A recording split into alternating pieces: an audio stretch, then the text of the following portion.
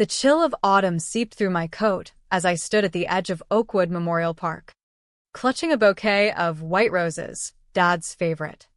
It had been 12 years since his passing, and every anniversary felt like reopening a wound that never quite healed. But today, I wasn't going to let fear keep me away. My name is Elena Brooks, and at 28, I've carved out a life in fraud detection at Sterling Financial, a mid-sized bank in the quiet suburb of Riverton, Illinois. I spend my days sifting through transaction logs, spotting the red flags in accounts that scream embezzlement or money laundering. It's meticulous work, the kind that turns numbers into narratives of deceit. But nothing prepared me for the story unfolding in my own backyard. I knelt by the simple granite marker, James Brooks, loving father, 1972 to 2014, the words blurred through unshed tears. "Hey, Dad," I whispered, my voice barely cutting the silence. "I miss you." "Mom's. She's hanging in there. But it's been tough." The roses settled gently on the grass, their petals stark against the fading green. That's when I heard the crunch of boots on the path behind me, heavy, purposeful. I didn't need to turn to know who it was. Victor Hale, my stepfather, the man who'd married Mom 2 years after Dad's fatal car accident. He'd built Hale Construction into a local powerhouse, securing contracts for schools, libraries, and even the community center at Grace Fellowship Church, where he chaired the building committee. "What the hell are you doing here, Elena?" His voice was a low growl, laced with that familiar edge of possession. He loomed over me, his work boots muddy from some sight, his face twisted in proprietary rage. "I told you to stay away from this place. It's bad for your mother, stirs up old ghosts." I rose slowly, my heart pounding but my gaze steady. "It's his anniversary, Victor. I have every right to be here." "Rights?" He barked a laugh, cold and devoid of humor. "You have what I allow. This family's mine now. I pulled us out of the gutter after your old man crashed that junker of his." His hand shot out, gripping my arm like a vice. The pain was sharp, but it was the humiliation that burned deeper. "Get in your car and go home. Now." "Let go," I hissed, trying to wrench free. But he was stronger. Years of hauling beams and barking orders at crews giving him an unyielding hold. "You think you're hot stuff with your fancy bank job? Snooping through people's money, like some rat." His free hand reared back, and before I could react, it connected, a sharp slap that sent me staggering, my cheek exploding in fire. I caught myself on Dad's headstone, the world tilting for a breathless second. "Stop right there." A commanding voice sliced through the haze.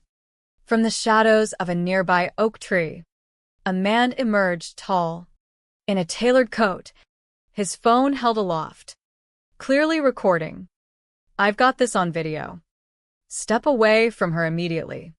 Victor's face paled, his grip loosening as he spun toward the intruder. "This is family business. Mind your own." "Assault isn't family business, it's a crime." The man stepped closer, his features sharpening in the dim light. Sharp jaw, piercing eyes, the unmistakable poise of someone used to authority. It was District Attorney Liam Crow, a name I'd seen in local headlines for busting corruption rings. But there was something personal in his stare, a flicker of recognition as he glanced at the grave. "Miss Brooks? Elena Brooks?" I nodded, touching my throbbing cheek, tasting blood from a split lip. "Yes. Your father. He mentored me back in high school. Taught me everything about cars during that summer job at his garage. Good man.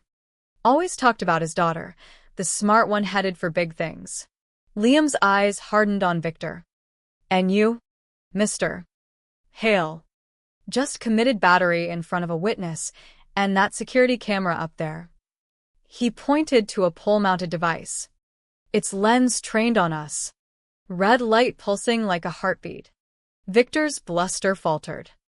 Crow, what are you doing here? Visiting my aunt's grave. Lucky for her, Liam said, his tone ice-cold. Sirens wailed in the distance. He'd already called it in. 2 squad cars pulled up, officers spilling out with notebooks and body cams. One photographed my face. The scattered roses. The scene frozen in time. Liam handed over his phone footage. 4 minutes of crystal-clear evidence. Audio capturing every threat, every word. As they cuffed Victor for questioning, not arrest yet, but close enough, Liam pressed a card into my hand. Press charges. Get a restraining order. And Elena. Men like him don't stop at fists. They build walls of secrets. If you ever need help digging, my door's open.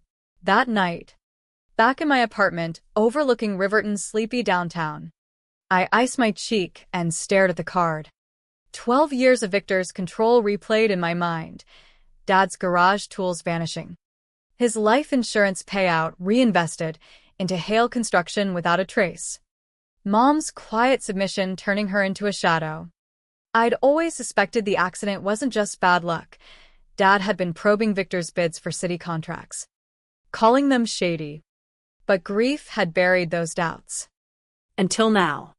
The next morning, my boss at Sterling Financial, Mara Voss, eyed my bruise with concern. Take the day. Elena. No, I said, logging into our secure database. I've got work to do.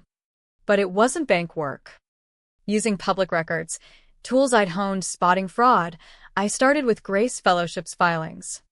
As a nonprofit, their financials were open, steady tithes, but construction costs ballooning since Victor joined the board. $50,000 for roof repairs. $150,000 for parking lot expansion. Then $400,000 for a youth wing that never materialized beyond blueprints. Cross-checking county permits. The discrepancy screamed. No inspections for half the projects. Payments funneled through shell companies. Hale Builders LLC. VH Development. Riverton Contractors Inc. Classic laundering setup. My pulse quickened. This wasn't just sloppy, it was criminal. A knock at my door. Elena? It's Sarah Klein. You called. Sarah was Victor's former assistant. Fired months ago for asking too many questions. She slid a USB drive across my desk. Her hands shaking. Invoices for materials that never arrived. Deliveries rerouted to Victor's lake house. Fake storm damage claims netting $300,000 from insurers for a building that doesn't exist. We pored over the files. Wire transfers to offshore accounts. Forged signatures from Pastor Reynolds. Why now? I asked. Sarah leaned in, voice low. He threatened me. Said he'd ruin my family if I talked. But after what happened at the cemetery, I saw the news. You're brave. And I want him stopped. By afternoon, I'd compiled a dossier, embezzlement, insurance fraud, tax evasion. But the kicker? Emails from Victor pressuring the bank, our bank, for loans on overvalued properties. Threatening to pull church accounts if denied. Quid pro quo. Plain as day. I called Liam. That digging you offered? I've got a mountain of evidence. Can we meet? Already heading your way, he replied. As the sun dipped, something in me shifted from victim to avenger. Victor had built his empire on Dad's grave. Now, I'd make sure it crumbled. The fluorescent hum of Liam's office felt like a confessional as I spread my files across his desk. Riverton's DA headquarters was a no-frills space, stacks of case folders. A coffee stain on the blotter, but Liam's focus was laser-sharp. He scanned the documents, his brow furrowing deeper with each page. This is solid. Elena. White fraud. RICO potential. But we need more to nail him federally. I know, I said, my cheek still tender. A purple reminder. Sarah's willing to testify. And there's this. I pulled up an email chain from Sterling's archives. Victor strong-arming our loan committee. Dangling church endowments as bait. He stole donor data too, cross-referenced it with his client list. 7 big donors hired him after generous contributions to their pet causes. Liam whistled low. Bribery with a bow on it. He leaned back, studying me. Your dad warned me about guys like Victor back in the day. Said power corrupts. But money reveals the rot. How's your mom holding up? Scared. She's lived under his thumb so long. My voice trailed off. Mom had texted earlier. Victor's home. Furious about bail. Stay away. But I couldn't. Not anymore. We worked late. Liam looping in an FBI contact. Agent Reyes. Who arrived with a laptop and a no-nonsense vibe. Your stepdad's been on our radar for municipal bid rigging. This blows it wide open. By midnight, search warrants were drafted. But as I drove home, headlights pierced the dark, Victor's truck tailing me. My phone buzzed. Answer. Elena. We need to talk. I ignored it, heart racing, until I pulled into my complex and locked the door. Sleep came fitful. Dreams of Dad's accident replaying. Brakes failing on that rainy night. Victor's construction firm handling the road repairs where it happened. Dawn brought chaos. News alerts lit my phone. Local contractor questioned in cemetery assault. Victor's mugshot. Grim and unrepentant. At work, Mara pulled me aside. The board's reviewing our ties to Hale Construction. Your evidence? It's gold. But be careful, he's got friends in high places. I nodded, diving deeper. Public bids showed Victor undercutting competitors by 20%. Then inflating costs post-award. One school gym he built, structural flaws reported. But inspections passed by his cronies. Kids could have been hurt. Rage simmered. Slow building like a storm. Sarah called midday. He's on to me. Left a voicemail threatening my job references. Her voice trembled, but resolved. I'm done hiding. Meet me at the church, I said. Grace Fellowship loomed on the hill, its steeple a landmark in Riverton. Pastor Reynolds met us in his office. Walls lined with blueprints, Victor's blueprints. I trusted him, the pastor admitted, rubbing his temples. The expansion sounded so promising. But the funds, they vanished. We showed him the invoices.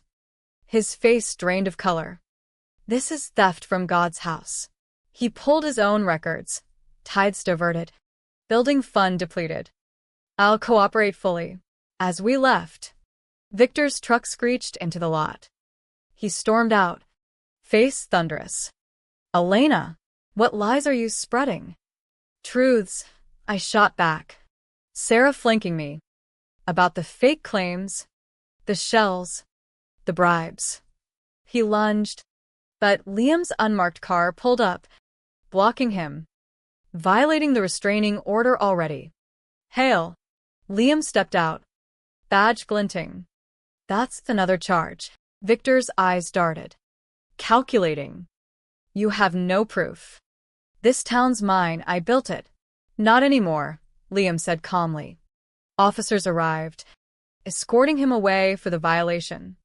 But as they did, Victor hissed at me. Your dad poked around too. Look where it got him. The words hit like another slap. Back at Liam's office, Agent Reyes nodded gravely. We're looking into the accident. Brake lines tampered? Possible manslaughter. My world tilted. Dad hadn't just died, he'd been silenced. The pressure built, emotions coiling tight.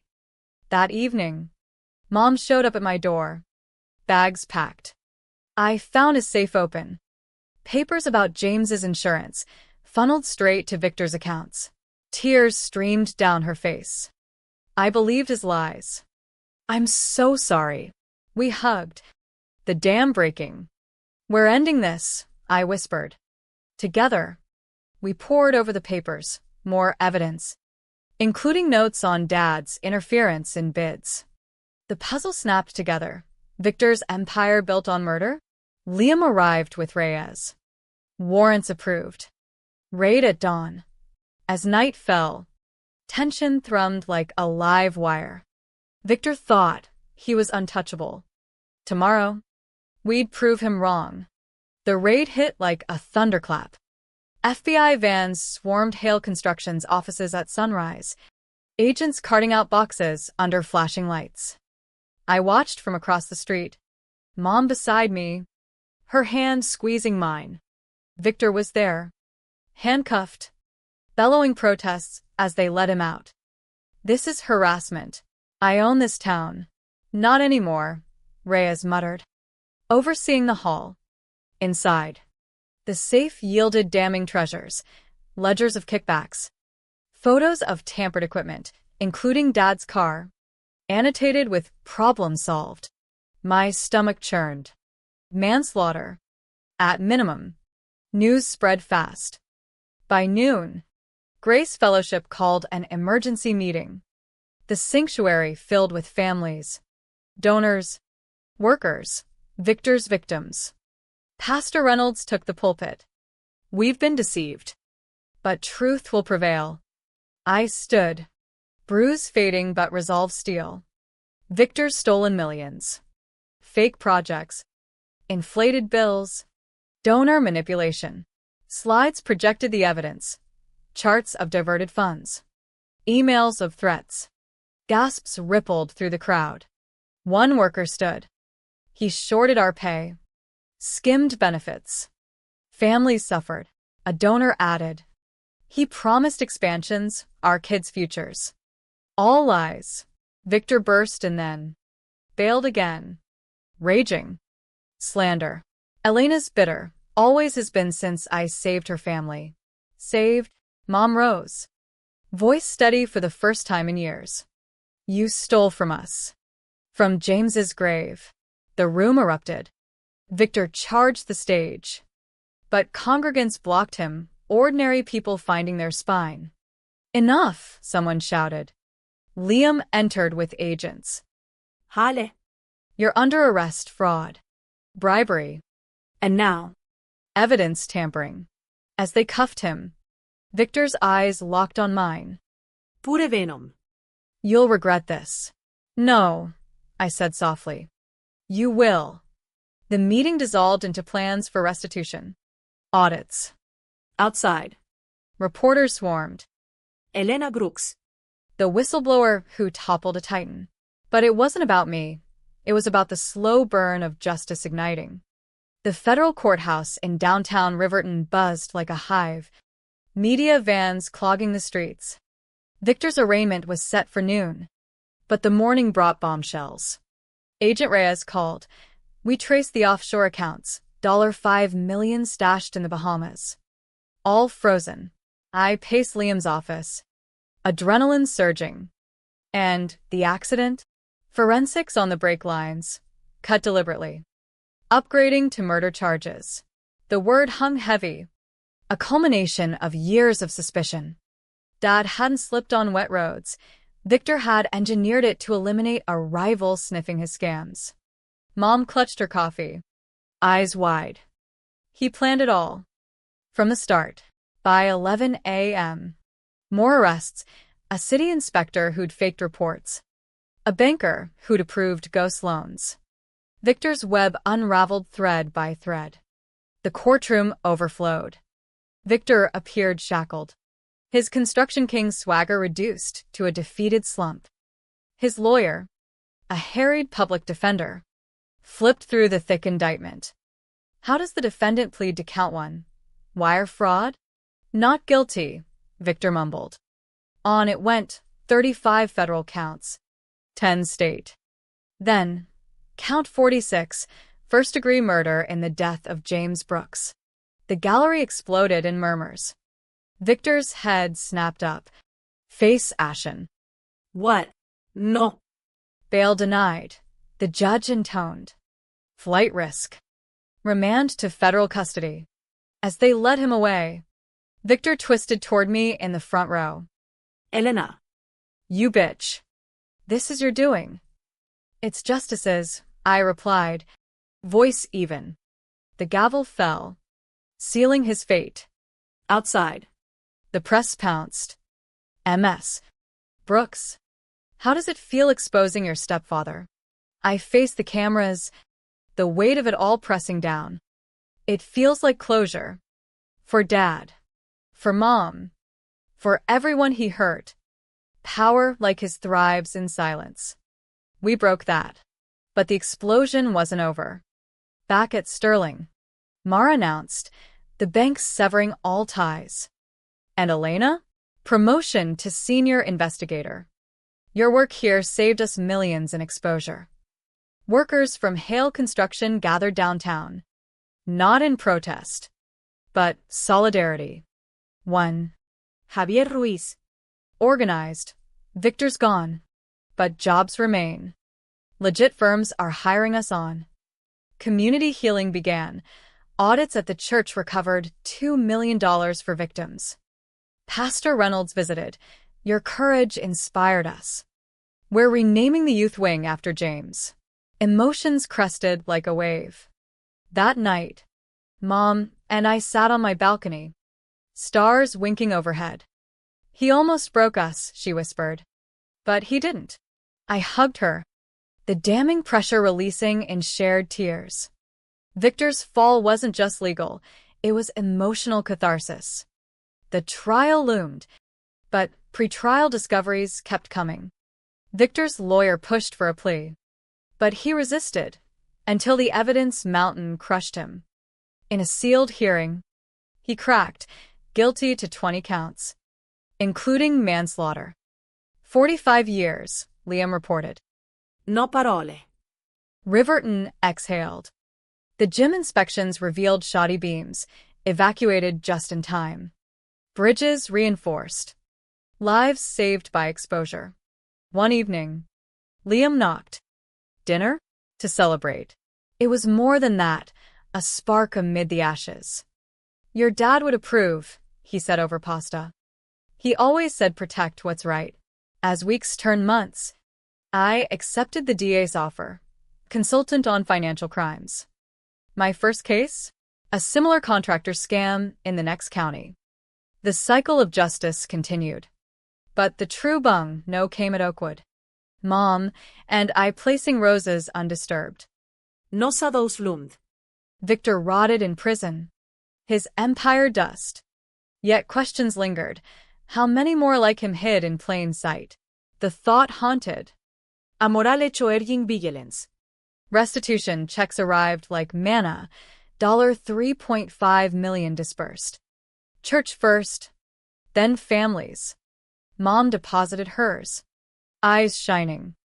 Enough for a fresh start. Maybe a little house by the lake. Without him, I added. The freedom palpable. Victor's allocution aired on local news. A broken man admitting thefts. Bribes. The brake tampering. I got greedy, he croaked. James was in the way. Viewers called in outraged. Riverton's fabric mended, but scars remained. At Sterling, I trained new analysts. Numbers don't lie. Follow them to the truth. Liam and I grew closer. Dinners turning dates. You're relentless, he teased. In the best way. One raid aftermath. Agents found Dad's old tools in Victor's storage. Kept his trophies? We reclaimed them. Donating to a youth program. Symbolism stung sweet. Community meetings evolved, transparency pledges, ethics boards. Pastor Reynolds preached on it. From ashes, renewal. But personally, the explosion peaked when Mom confronted Victor in prison visitation, her choice. Why James? She demanded through glass. He threatened my bids. Saw the fixes. Victor's eyes avoided hers. I didn't mean for it to go that far. Liar, she said, walking out taller. Back home. She burned old photos of him. New chapter. My chapter? Testifying at sentencing. Facing Victor. I detailed the frauds, the personal toll. You didn't just steal money, you stole lives. The judge hammered 50 years total. Victor slumped, Defeated. celebrations were quiet, a family dinner with Liam. Toasts to Dad. Yet the on lingered.